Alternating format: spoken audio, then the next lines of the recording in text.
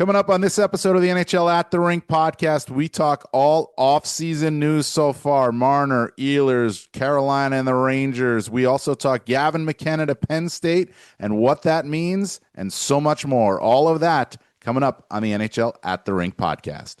NHL At the Rink is presented by Skip, the official food delivery app of the NHL. Welcome into another episode of the NHL At the Rink podcast. As always, it's brought to you by Skip. Skip to the good part and get groceries, meals, and essentials delivered right to your door on Skip. Sean, we are into next season. July 1st always gets us into next season. This is you could say it's our last podcast of last season or our first podcast of this season, however you want to go with it. I say we do both. That way we get credit. We get double credit. Well, listen, hey, we haven't checked in since we were at the draft, and that was before the draft. So obviously Matthew Schaefer goes number 1 to the New York Islanders. He was in development camp. Just incredible moments at the draft with Matthew Schaefer, and great touches by the New York Islanders as well, putting the cancer ribbon on the jersey, his mom's initials in the collar and whatnot. So we're past the draft. We're past through free agency. We got a new collective bargaining agreement that's been ratified.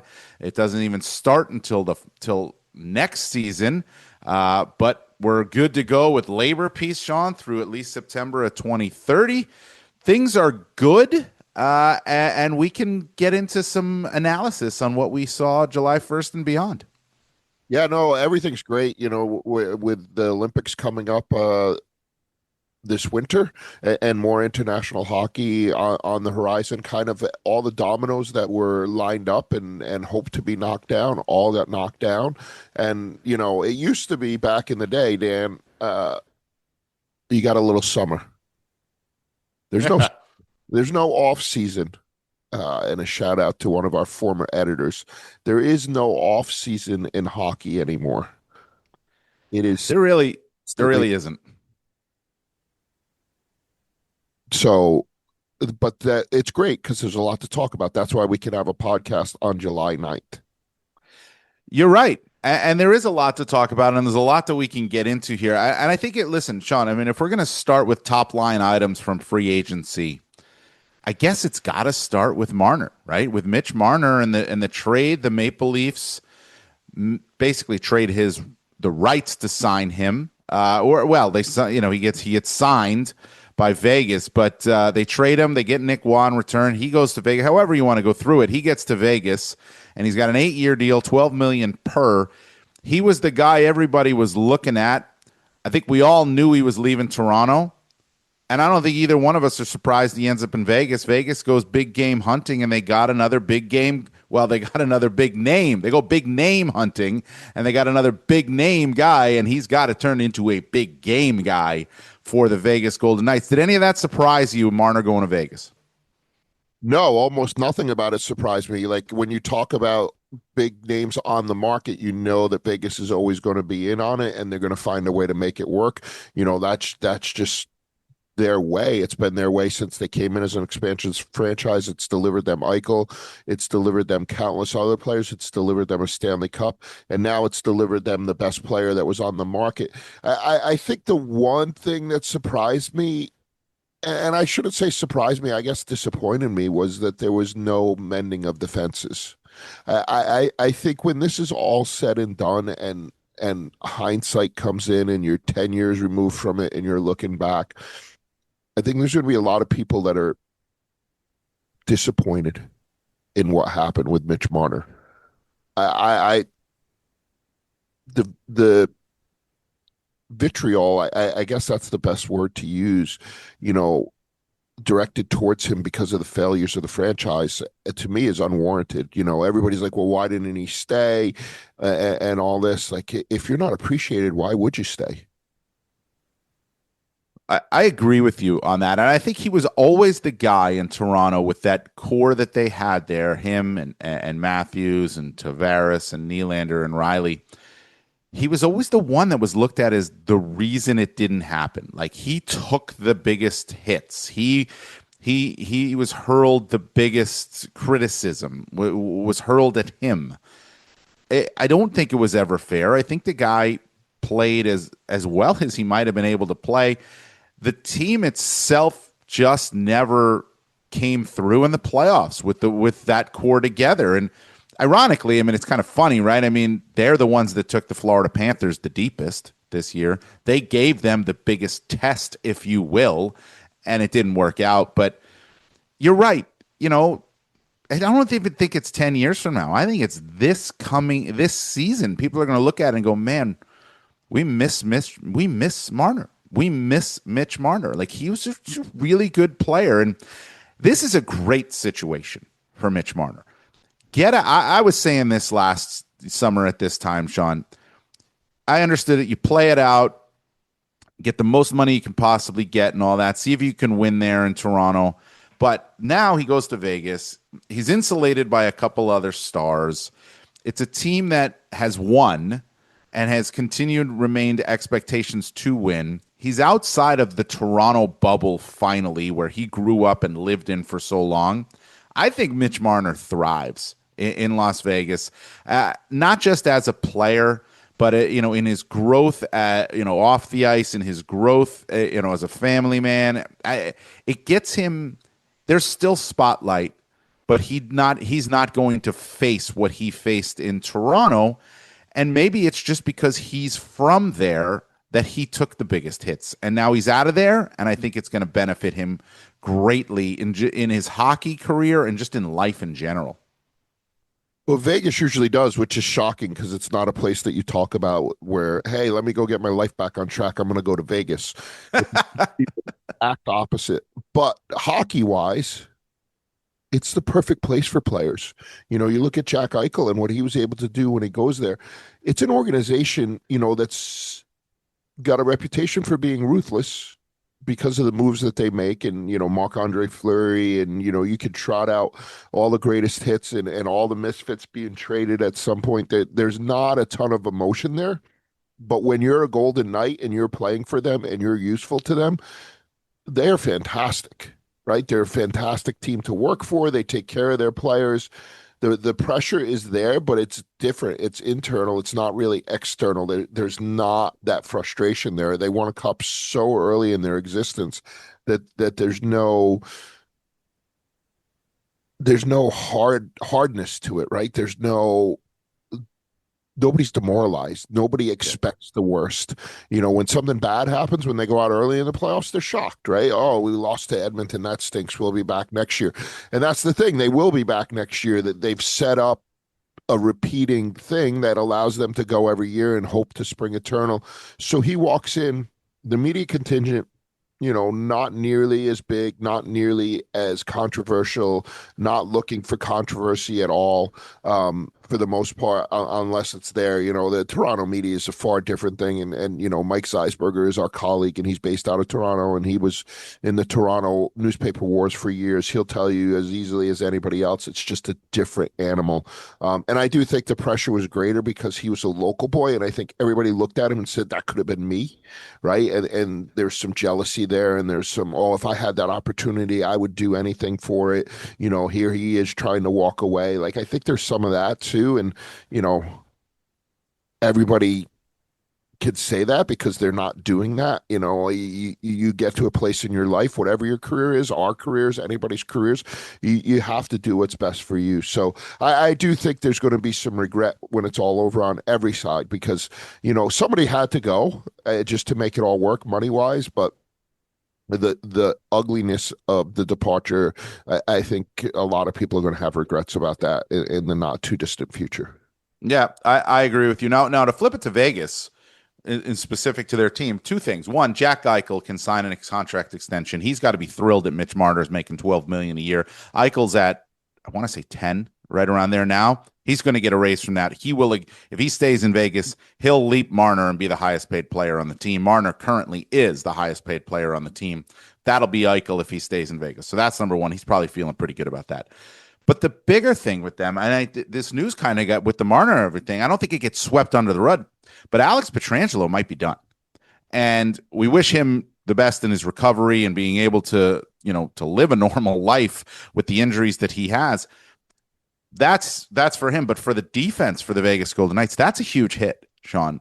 Like they got Theodore, they got Hannafin, McNabb, Whitecloud. They traded Nick Hague to Nashville, and they got Jeremy Lauzon. Like their defense is not nearly the same. Marner's a good defensive forward, but their back end is not nearly the same. I still like this Golden Knights team a lot, but that is a hit with Pietrangelo gone, and you're trading Nick Hague.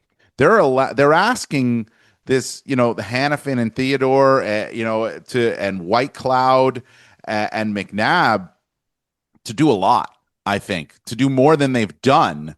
And now you're also asking guys like Jeremy Lauzon and Caden Korzak and, to really step up their game as well. So it's going to be interesting how they handle the back end. Their front end is terrific, but how do they handle the back end with the loss of Pietrangelo? That's one of the biggest things that you see now for the Vegas Golden Knights. And there's no cap space there for them to do much else than what they've done. When has that ever mattered? It will start to matter in the new collective bargaining agreement, but that doesn't start for another year. And I'm not even being facetious. I mean, they will do anything creative to get around and get what they need. But, as you're talking about that, I was thinking about the Florida Panthers, right? They're a big four. Nothing against their bottom two, but they're a big four. Their bottom two gave them minutes and did what it needed to do. But I think in the NHL, almost any team, you list that top four, any team would raise their hand and say, I'll take it. I'll make it work. Yes. Here's what I'll say about the bottom two for the Panthers. It was Nate Schmidt and Dmitry Kulikov, two distinct players. They play different games. They seem to have a chemistry when they were together, and they're veteran guys who've done it for a while. That's different. That's a little bit different here than what Vegas is going to throw out there at the present time. It could be good. Lauzon, Hutton, and Korzak are their bottom three right now, if you will. And yeah, they're going to ride their top four heavy. They're going to ride their top two heavy with Theodore and Hannafin, no question about it. But it's a little bit different. I understand what you're saying. I just think it's a little bit different because there was an expectation and a predictability in what to expect from Schmidt and Kulikov. All right, let me switch it. Name Edmonton's bottom two. They went to Stanley Cup each of the last 2 years.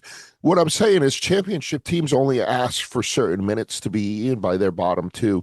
When you hold the puck the whole time, you don't need a robust defense. When you're playing possession hockey, you don't need a robust defense as much as you do when you're a counterattacking team or you tend to get pinned in your own end a lot. I just, when I look at that, I see a team whose top four makes up for anything else that might be there. Yeah, and you're right. I just think it's worth noting the hit that Pietrangelo is such a valuable player for them. I think he's borderline Hall of Famer, if you ask me right now, and maybe not borderline. I mean, he's had a heck of a career. There's no borderline about it. Yeah. When you think about what he's done in the NHL, what he's done internationally, to me, there's no question about it. And he's a player who he put his body on the line every day to the point where it can't do it anymore, right? You think about the second half of the year when he didn't really play, he was banged up. He was never better. He just went on the ice because it was the playoffs and did everything he could. He didn't skate between games. Like he was just literally the walking wounded, and his pride and his dedication and his commitment, to his team, I want to say forced him to do what he did, right? Because that's the way it is. But yeah, when you talk about credentials, I don't think there's much of a question. Yeah. No, you're right about that. Yeah, you should take. Let's remove borderline on that. So, well, that's Vegas and Marner's situation with their defense. Let's flip it now, Sean, to the East. The Carolina Hurricanes get Nikolai Ehlers, and they also get Keandre Miller. The Ehlers signing, I think he is fit for that team. I mean, $8.5 million. The guy's he's a grinding type forward who can score. Like that's what they look for, right? I mean, he's a should be a point per game guy, could be 30, 35 goal guy. That's a Carolina Hurricane, right? I mean, that's the type of player they're looking for, and he's buying in and he likes it and leaves Winnipeg to go there and play for them, and maybe he can beef up the numbers. The numbers, he had his best year essentially this year, and he missed a bunch of time too. Was able to produce, I think, the most or very close to his career high in points this year, despite missing 13 games. He had 63 points in 69 games. So they get him, and they get Keandre Miller, who, listen, I've seen a lot of Keandre Miller. I have my opinions there. I think Keandre Miller is an enticing player. He skates so well. He gets up the ice. He can get back. I don't think he's near as physical enough in front of the net as he needs to be for his size, or in the corners for his size. I think there's some turnover issues that he's dealt with. Could also be a product of last season, that, the recency bias of what we saw with the Rangers. But there's so much to like about Keandre Miller, and they were able to get him. I'm not I think he fits. He's making more money than Jacob Slavin, which is remarkable. But regardless, they get Miller and they get Ehlers. And to me, Sean, you look at this Hurricanes team, they're as good as any team in the Metropolitan Division right now. I don't know that Washington is going to have another year like it had this past season. I think the Rangers will be better. How much better, I don't know. You look at New Jersey, I think they're good, but can they stay healthy? They got a lot, some obvious questions there. Carolina, to me, Sean, takes a big jump with getting these two guys, because it improves a team that was already good. Does it? I think it does. Yes, I think it does. I think it does, because here's why. And Keandre Miller can do a little bit more now than, say, Brent Burns could do at his age. There's still warts in Keandre Miller's game, as I mentioned. Maybe working with Tim Gleason on the back end there, their defensive coach there, helps him out. He's done really good things with a lot of defensemen there. And Nikolai Ehlers is a scorer. He's going to play their game. He's a 200-foot guy, helps him on the wing. They're still missing a second-line center. They're still lacking that position. They're still trying to fill in holes, but they have cap space to still go out and try to acquire one. How you do that right now is going to be very hard to do, but you could do it in a trade if potentially and move things around. But you add those two pieces to a team that I think was already pretty good and honestly was just beaten by a better team in the Eastern Conference Final. I think it makes them better. What's been their bugaboo for the last couple of years? Well, scoring in the playoffs. How many points does Ehlers have in the playoffs in his career? Yeah. Well, listen, I mean, I haven't looked that up, but the Jets themselves struggle. But didn't he have a pretty good? He scored goals this past postseason. He had 5 goals in 8 games this past postseason. 45 career Stanley Cup playoff games. He has 21 points. That's less than half a point a game. But he's coming off of a postseason where he had 5 goals in 8 games. Okay. And it's coming off of what was probably his best season too. Now, contract year, take that for what it is. But you can go back and look at, the entirety of his postseason career, or you can look at the recent results, and the recent results tell you that he can score in the playoffs. Okay. The year before, when Winnipeg was just as good, he had 2 assists in 5 games. He's minus 12 for his career in the playoffs. Look, I like Nick Ehlers. I don't know how this improves them. Like, the thing that we celebrated when they had Rantanen for the split second they had him was they finally had a breakout player. They finally had a player that wasn't like everybody else in their system.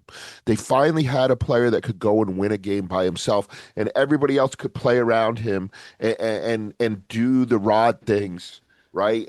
And play the game in the Carolina Hurricane way. And here was this unicorn that could do that. But then when he said, screw it, we need to win, I'm going to go win the game. Like you saw him do with Dallas in the playoffs, hat tricks, right? that was the celebration, was here's the Carolina Hurricanes, who are a model franchise, who get to the second round of the playoffs every year, and that should be celebrated. And what's always held them back is a game breaker. And now they go and get a carbon copy of every other player that they have. If you think Nick Ehlers is a game breaker, then it's the greatest signing in the history of the world. To me, there is nothing that has ever shown in his entire career that he is a game breaker. He is a fantastic player. He is a fantastic complementary player. He will fit into the Carolina system perfectly. It will give them one more Swiss Army knife, so to speak. Will it give them the 5 extra goals in the playoffs they need?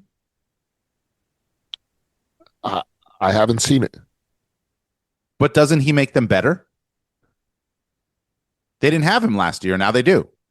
They didn't. Rantanen's gone, so we can't go there. They got Stankoven instead of Rantanen. I like Logan Stankoven, by the way. I think they have a lot of guys who do a lot of the things that Coach Rod wants them to do, right? But he makes them better. They're a better team with him than without him. They're not losing a better piece to get him. They're putting in a better piece in their lineup. He's a good top 6 forward. I'm not arguing with that. I'm arguing with the fact that they've had a lot of Rod guys throughout his career, throughout Rod's time there, and they've won a lot. But I don't think winning a lot is the goal here. I think the goal here is what Florida has. And does Carolina have the firepower to beat Florida with these additions? My answer is no.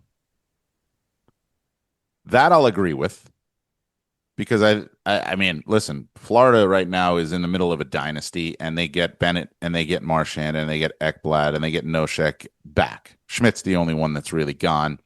So yeah, that they don't. That's the measuring stick. They don't measure up. Nobody in the East measures up. If you ask me, right? At this point, nobody in the East measures up.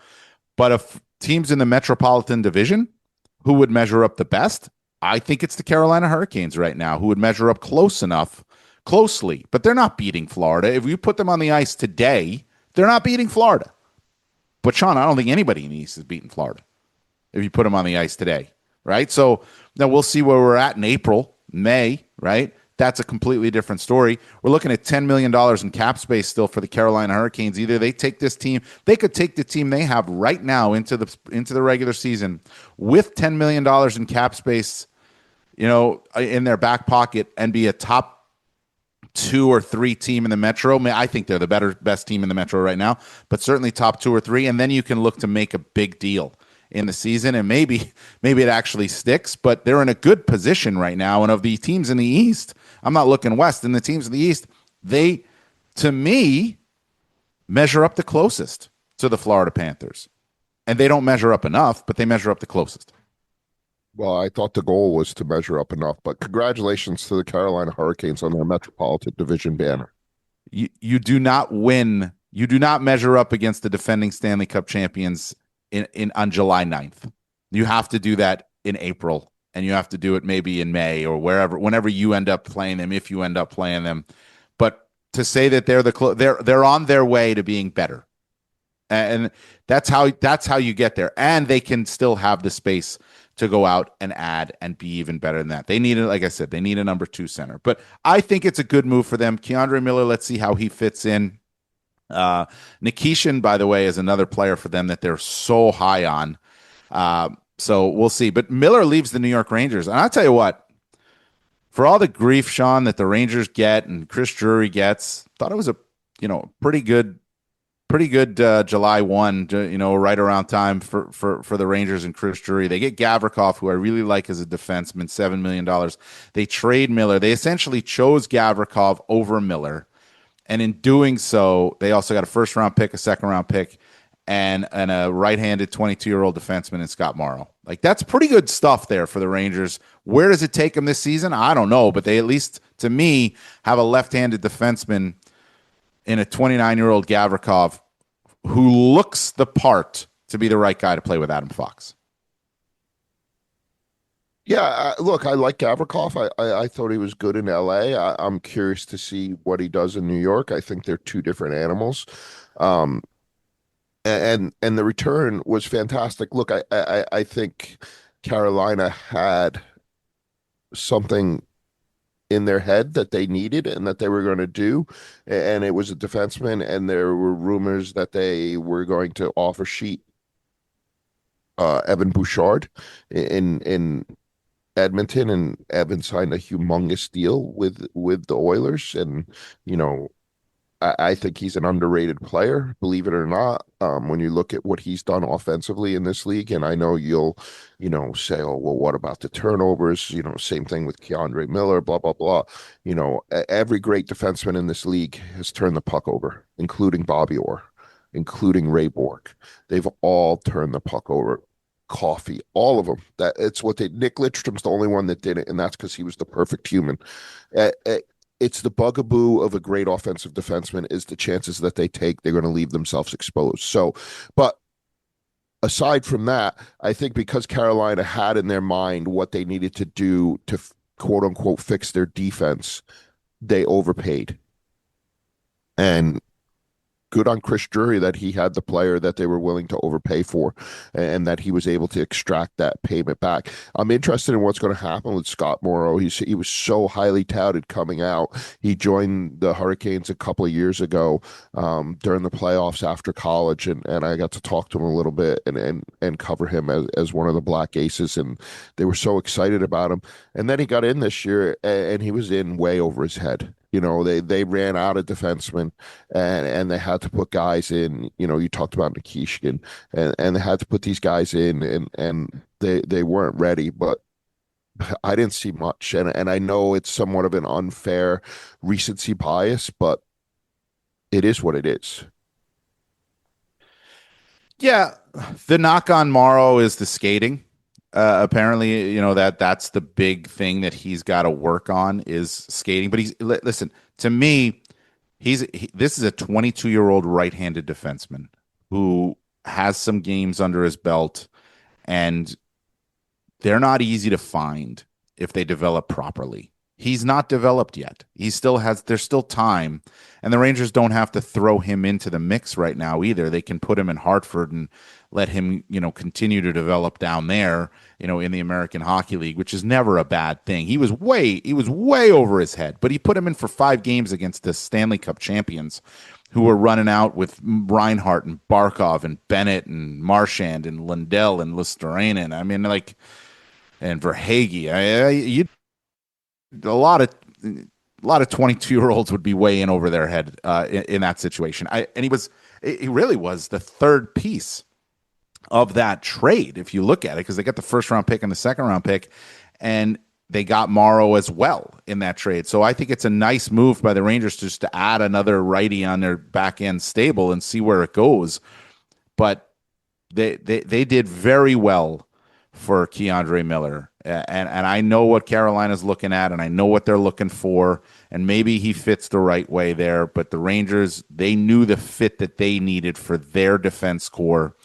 And we're talking about multiple coaches now who didn't look at Keandre Miller as the left-handed top pair defenseman to play with Adam Fox and in Gallant and Laviolette. And now they got that guy who should be. Will he? He's got to prove it, but that's got to be the fit that they're looking at right there with Gavrikov, and they chose him over Miller. So I think it was a really good move there by the Rangers to be able to get that done with that that switch, if you will, from Gavrikov to Miller. Yeah, and you know what I want? Yeah. You know what I want from a defenseman, a young defenseman in this league as it moves forward? What is that? Is one who can't skate. Well, maybe he develops that better. That's my point. Like John Tavares, the knock on him was he could never skate. Now, not a defenseman, different player, obviously, but he developed a pretty good ability to skate and move around the ice. And he developed an ability to find holes. Is what he developed. He's never anybody down the ice. The league gets faster and faster every day. it's incumbent on defensemen to be able to skate. Every defenseman we talk about in this league that we're excited about can skate. It is the new benchmark. It is. But he was the third piece in the trade, so let's not go crazy on him. I mean, let's see what he can do. I think it's a nice piece to add, is what it is. And and if it doesn't pan out, if it doesn't work out, it's not a loss for the Rangers. They're still fine with that trade because they get a first round pick and a second round pick too. So they're in a pretty. It was a good. I think it was really good work. When you look at the totality of the whole thing, they even saved a little bit on the cap too because Miller got 7.5 and Gavrikov got 7. So I think it was a pretty good deal for the Rangers. Yeah, it was great. We'll see how it develops. We'll see how it goes. So a couple other things, Sean, in the East. Underwhelming. The Detroit Red Wings. Underwhelming. They get John Gibson. Is John Gibson still a bona fide number one goalie? He hasn't. He's been in Anaheim, not playing behind a great defense, behind a great team, banged up. All right, so the Red Wings go out and get him. They don't do much else. Buffalo. Don't do much. Trade J.J. Peterka to Utah. How are you supposed to take the next step? You look at the teams in this division. Florida, still obviously really good. The two-time defending Stanley Cup champs. Tampa Bay is not going anywhere. They're going to be right in the mix. Toronto lost Marner, but they're still going to be in the mix. Montreal has gotten way better and will continue to get better. Ottawa made the playoffs. I don't know what Boston is, to be honest with you. I don't know what Boston is. But if you're Detroit and you're Buffalo, you're watching it pass you by. Are you not? Are you not just watching this pass you by more and more and more? How are those two teams? Maybe I eat my words, but how are those two teams competing for a playoff spot in this division? It's the best. You can make the case that it's the best division in the league, although Central's really good too. I don't know, and I find it amazing that there's actually a little bit of heat on Steve Yzerman now. It's taken so long to come. I think that's the level of frustration there is there.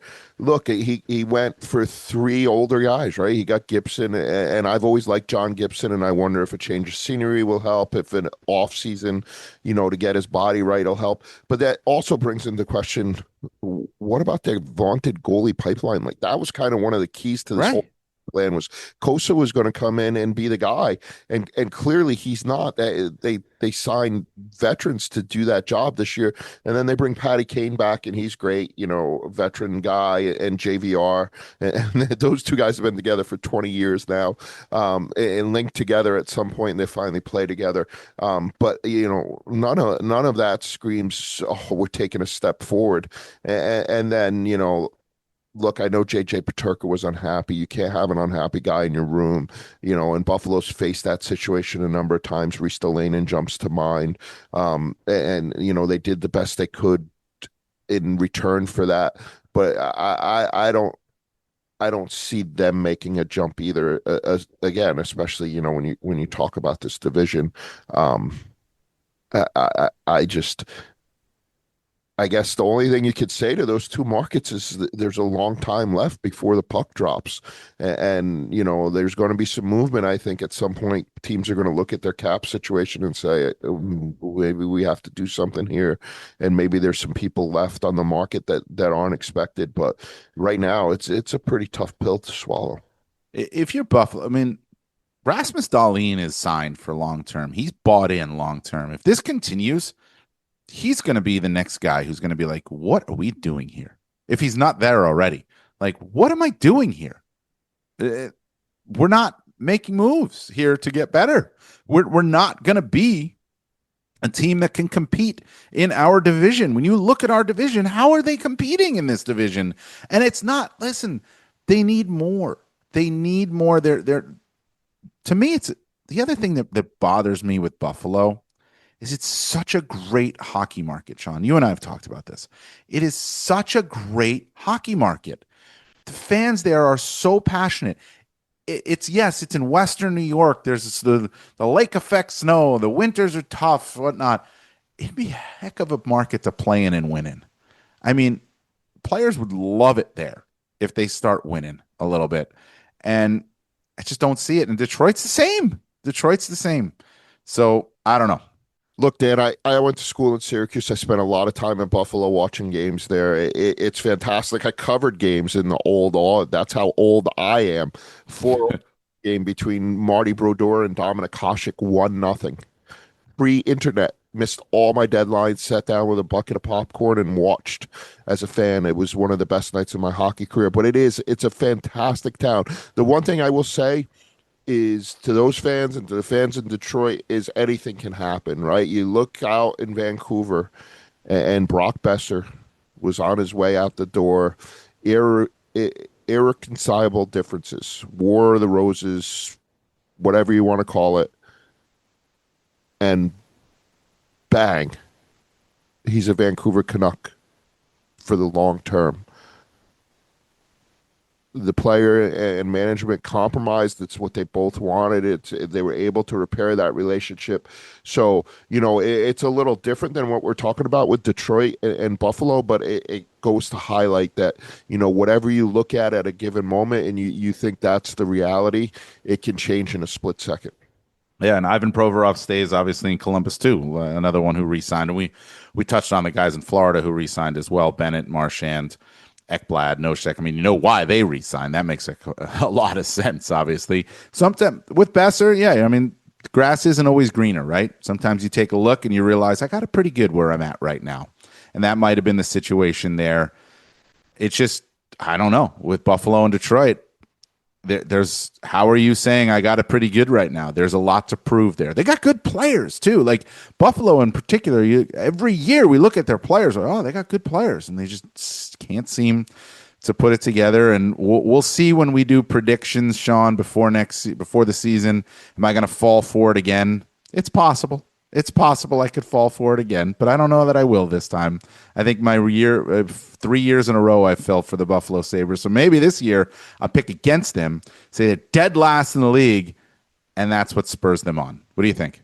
Well, you do have the power. Well, let me ask you one more question, and then we're going to get to what is actually the biggest news of this week, in my opinion. The Anaheim Ducks. Have you fallen for them? Pretty close. They seem to be doing everything right now. Yeah. No, pretty close. I'll tell you what. I mean, I like them a lot. I like the Granlund signing. I don't know that I like Granlund for $7 million, but I like the Granlund signing, and it's a 3-year deal, so that's good. Chris Kreider's there. There's a lot of veteran presence. Granlund, Kreider, Killorn, Strome, Vetrano, Ross Johnston's still there. Troy Terry's a veteran now. He's 27 years old. Trouba, Gudis. There's a lot of a big-time veteran presence around the Anaheim Ducks now, which should, in theory, benefit their younger guys. Cutter Gauthier, Leo Carlson, Mason McTavish. I mean, and a couple of guys they got on the back end too. Terry's the only one that's sort of in the prime, though. And that's the thing that scares me about the Ducks. Like I'm not ready to fall for them completely, because you're looking at young guys who are trying to move up into their prime years and older guys who are trying to live out the last of what they got. But Troy Terry's the only one there in the middle.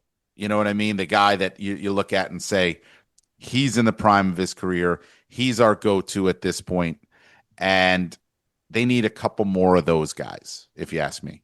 Yeah, well, I'm going to say this. They have the best goalie nobody knows in Dostal, and that's why they were able to get rid of Gibson. And him as a pure number one, I think is really going to open some eyes. And, I think that's going to be a big difference for them. But we need to get out of here. And before we do, there were 2 huge pieces of news in college hockey. The lesser of the 2 was that Isaac Howard got traded. Mm-hmm. Couldn't come to terms with Tampa Bay for whatever reason. Maybe he didn't think there was going to be an opportunity there. They're a veteran team, whatever it is. He was going to let his rights expire and become a free agent. Tampa shipped him off to Edmonton for another prospect in Sam O'Reilly, and then signed him to a contract, and he'll begin his pro career now. Who knows how it pans out? Hobie Baker winners are all over the place. Some are great, some not so great. So we'll see how Isaac's career pans out. But that leads into the biggest news of the weekend. Whether you follow college hockey, whether you follow prospects or not, Gavin McKenna, who's the undisputed number one pick, and you can go listen to NHL Draft Class to hear more about Gavin McKenna. They talk about him all the time. Undisputed number one pick in next year's draft, left the Canadian Hockey League and joined Penn State. There's rumors of NIL money being involved. Not a ton. We're not talking football and basketball numbers. We're not even talking college softball numbers for some of those schools in the South, but some money involved.